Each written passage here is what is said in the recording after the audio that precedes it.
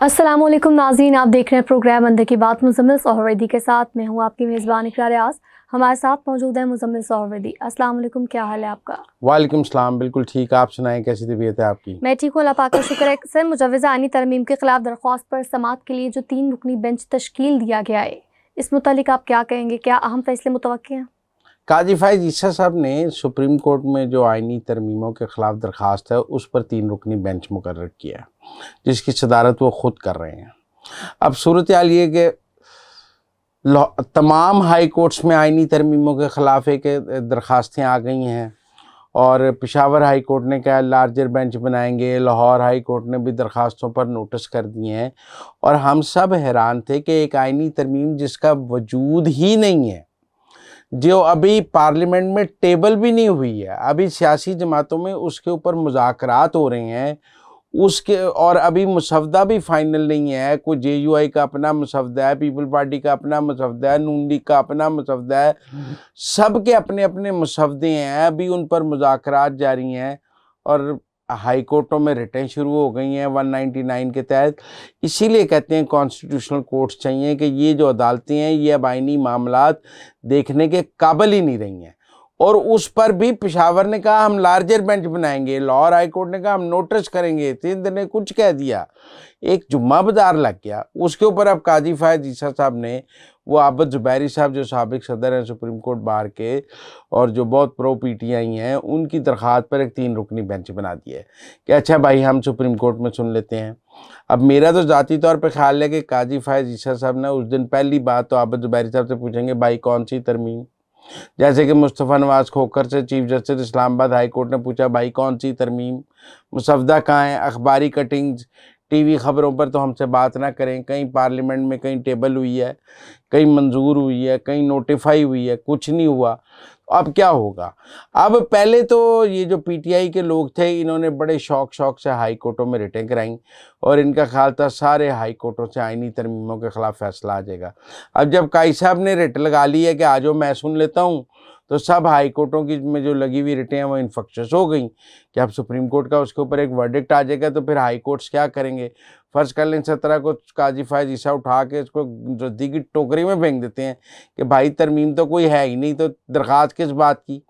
पहले तरमीम तो होने दो ना, फिर दरख्वास्त की बात करेंगे तो फिर क्या होगा?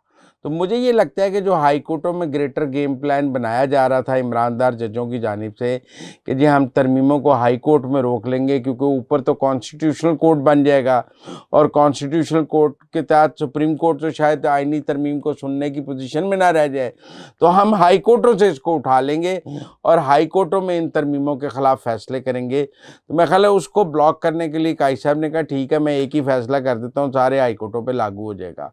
तो मुझे तो लगता है 17 को जो है ये पिटीशन में वो कहेंगे कि जब तक आइनी तरमीम पास नहीं होगी वो आइन फिर देखेंगे कि ये आइन कानून के मुताबिक है या नहीं है। अभी तो ये दरख्वास्तें लगती नहीं हैं और इनको रद्दी की टोकरी में फेंक देंगे। मेरे ख्याल में जो गेम प्लान ईमानदार जजों ने हाई कोर्टों के सर पे बनाया था कि तरमीम को अगर वफाकी आइनी अदालत बन भी गई तो हम हाई कोर्टों के ज़रिए इसे को रोक लेंगे, उस सारे को जो है ऊपर काई साहब ने अपना पिटीशन बना के तो वो सारा प्लान कर दिया चौपट।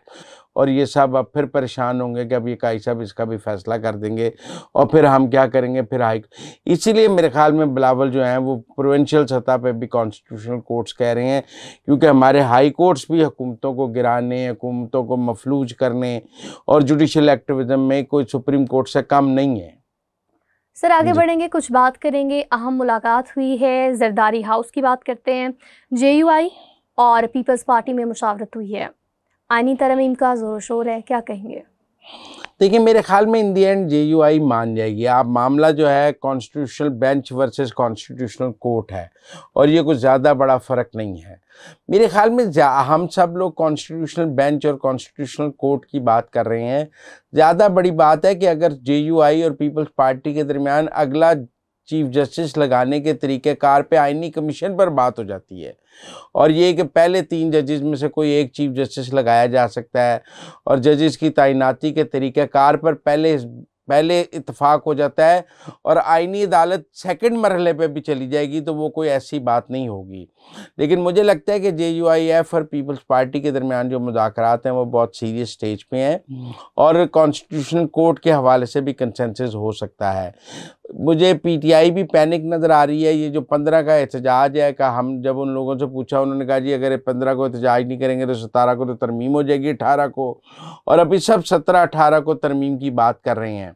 और ऐसा लग रहा है कि अगले 2 दिनों में जो JUIF पीपल्स पार्टी और नून लीग के दरमियान एक वसी मुआहदा हो जाएगा जिसके बाद ये तरमीम शुरू हो जाएगी। लेकिन मैं ये भी बताना चाहता हूँ कि इस वक्त जो सूरत हाल है वो ये है कि कोई हुकूमत ने बंदे नहीं गायब किए हुए। PTI अपने सारे बंदे ट्राइबल एरियाज में KP में ले गई है और कोई उनका MNA इस वक्त यहाँ नहीं है। आपको मुख्तलिफ जगह उनके MNAs के लवाहिकीन के क्लिप्स नज़र आएंगे कि हमारा MNA कई दिनों से गायब है, इम्तियाज़ के बारे में है, ख्वाजा शराज के बारे में है और लोगों के बारे में है। PTI ने अपने सारे लोगों को यरगमाल बना के KP में गायब कर दिया है। हुकूमत ने किसी का कोई बंदा गायब नहीं किया हुआ। कोई बंदा ये नहीं कह सकता कि हुकूमत ने कोई बंदा गायब किया हुआ है। इस वक्त बंदे तो PTI ने गायब किए हुए हैं क्योंकि उन्हें तरमीम का खौफ है। अभी तक भी आप देखें काई साहब की रिटायरमेंट का नोटिफिकेशन तो हो गया है लेकिन अभी मंसूर अली शाह के चीफ जस्टिस बनने का नोटिफिकेशन नहीं हुआ। इसका मतलब है हुकूमत तरमीम के हवाले से पुरुमीद है कि कम अज़ कम चीफ जस्टिस लगाने का तरीक़ाकार ज़रूर बदल जाएगा और उसके नतीजे में शायद या आफरीदी चीफ जस्टिस हो सकेंगे। सर आगे बढ़ेंगे, कुछ बात करेंगे दावे को लेकर। तो नामवर सहाफ़ी साबिर शाकिर साहब की जानिब से दावा किया गया है कि खान साहब बानी PTI जो हैं वो डयाला जेल में मौजूद नहीं हैं और वो GHQ में मौजूद हैं। आखिरी स्टेज के हाई प्रोफाइल मुज़ाकरात हो रहे हैं। इस बात में कितनी सदाकत है? इससे बड़ा लतीफ़ा ही नहीं हो सकता। मेरा मतलब है कि अगर GHQ ने इमरान खान से मुज़ाकरात करनी है तो वो इमरान खान की ज़मानत करा देंगे। मुलाकातों पर पाबंदी क्यों लगाएंगे? वो इमरान खान की ज़मानत करा हो जाएगी, सुबह वो आराम से बनी गाला चले जाएंगे, बनी गाला से वो रात को कहीं भी चले जाएंगे। एक तरफ एक बंदे की बहनों को गिरफ्तार किया हुआ है, उसकी पूरी पार्टी के जो है वो पकड़ा हुआ है, उनको मेरा मतलब है आप हिलने नहीं दे रहे हैं। और दूसरी तरफ आप ये कह रहे हैं कि नहीं नहीं वो तो मुज़ाकरात हो रहे हैं, GHQ में आसिम मुनीर और इमरान खान इकट्ठे बैठे हैं। मैं तो कई दफ़ा हैरान हो जाता हूँ उन लोगों की सोच पर कि वो इधर अलीमा खान की ज़मानत हो नहीं रही और वो कह रहे हैं कि उसने कौमी असम्बली को बम से उड़ाने की साजिश की है। तो वो कहती हैं इमरान खान और आसिम मुनीर के मुज़ाकरात फाइनल स्टेज पर पहुंच गए हैं। लोग भी कैसी कैसी छोड़ते हैं और फिर वो कहते हैं कि हमारे बड़े सोर्सेज हैं। बहरहाल इससे बड़ा लतीफ़ा और इससे बड़ा मजाक नहीं हो सकता। वो अडयाला में हैं। एक तरफ तो PTI ये कह रही है कि उनकी जान को ख़तरा है, उनको रोटी नहीं दी जा रही, उनको सेल से नहीं निकाला जा रहा, उनको जहर दिया जा रहा है, और दूसरी तरफ वो कह रहे नहीं वो तो GHQ आसिम मुनीर के साथ बैठा है। बेवकूफ़ बनाने की भी कोई हद है। लेकिन ये मैं आपको बताऊं, ये जो SCO के ख़िलाफ़ साजिश शुरू की है, अब मैं उस दिन देख रहा था कि बुशरा बीबी की बहन जो है मरियम रियाज भट्टो, उन्होंने भी ट्वीट किया हुआ था कि आप शंघाई कॉरपोरेशन को ईमेल करें इमरान खान के लिए और ईमेल करें पाकिस्तान के ख़िलाफ़। ओ भाई, चाइना जो है ना वो अमेरिका नहीं है कि आपकी ईमेलें चल जाएगी। वहाँ कम्युनिज़्म निज़ाम है। उनके मुल्क में कोई इमरान खान होता ना तो उन्होंने अब तक टांग दिया होता। वो तो पहले ही कह रहे हैं कि आपने पाकिस्तान में क्या फसाद बर्पा किया हुआ है और ये फसाद बंद करें। तो आप इमरान खान के लिए चीन को ईमेल करेंगे तो चीन क्या करेगा? तो मुझे नहीं लगता कि ये जो विशफुल थिंकिंग है कि SCO को भी ईमेल करें कि पाकिस्तान में शंघाई कॉन्फ्रेंस नहीं होनी चाहिए, और चीन जो है वो मरियम रियाज भट्टो की बात मान लेगा और कहीं कह देंगे GHQ बैठे हैं, कहीं कह रहे हैं शंघाई रुके।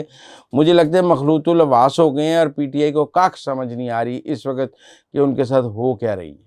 तो नाज़रीन, ये थी आज की अंदर की बातें। आपसे मुलाकात होगी अगले प्रोग्राम में। हमें दीजिए इजाज़त। अल्लाह ने के बाद।